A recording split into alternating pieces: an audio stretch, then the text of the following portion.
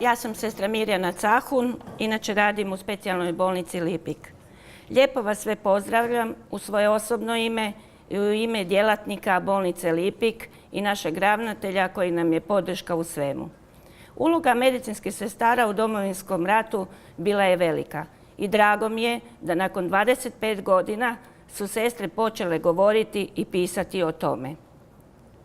Organizacija rada medicinskih sestara i tehničara bila je uvjetovana ratnim zbivanjima na području Lipika i Pakraca.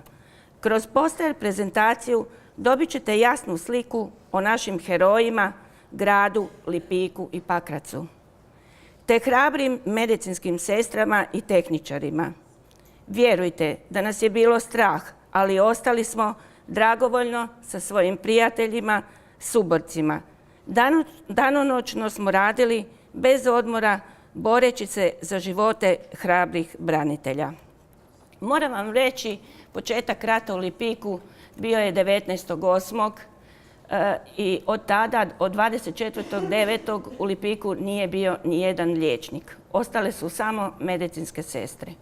Mi nismo imali sanitetsko vozilo, prevozilo se kroz poljske puteve, a stacionari su nam bili u podrumima obiteljskih kuća. 28.11. Lipik je gotovo okupiran i Lipik je jedini hrvatski grad koji je prvi oslobođen, a to je bilo 6.12. Sama pomisao da smo s njima, braniteljima, pružali smo im sigurnost i podršku. Svi smo mi samo ljudi kojima strah nije stran, a naša srca su pokazali kakvi su. Medicinske sestre na ratištu nisu bile samo sestre, bile su majke, prijateljice. U ratnim okolnostima i nemogućim uvjetima brinule su se o higijeni, prehrani ranjenima. Godine prolaze, ostaje nam istina i sjećanja o kojima treba govoriti i pisati. Ti dani su povijesni dani medicinskih sestara i tehničara i ne smiju se nikad zaboraviti. Život je kao rečenica, nije važno da li je duga ili kratka, važno je da ima smisla. Na našem posteru vidite ovu srednju sliku, to su sestre i tehničari na samohodki.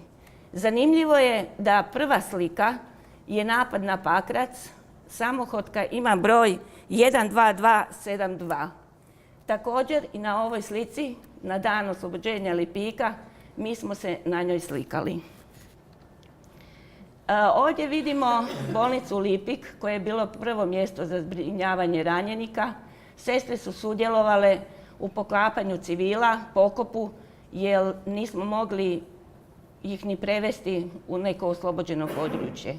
Također evakuaciji civila. Zatim, bez obzira na sve, nakon oslobođenja Lipika, imali smo misu za Božić, koju smo održali također u bolnici Lipik. Sestre su sudjelovale u razmjeni zarobljenika na Bučju, što se isto vidi iz te slike.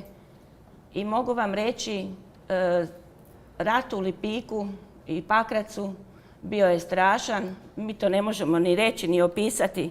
To se je trebalo proživjeti. I zato mi je drago što nastavljamo sa našim radom, što će to negdje biti zapisano i što će mladi naučiti od nas kako treba pomagati i dati sve od sebe. I zato je naš poster Istina mora živjeti. Hvala.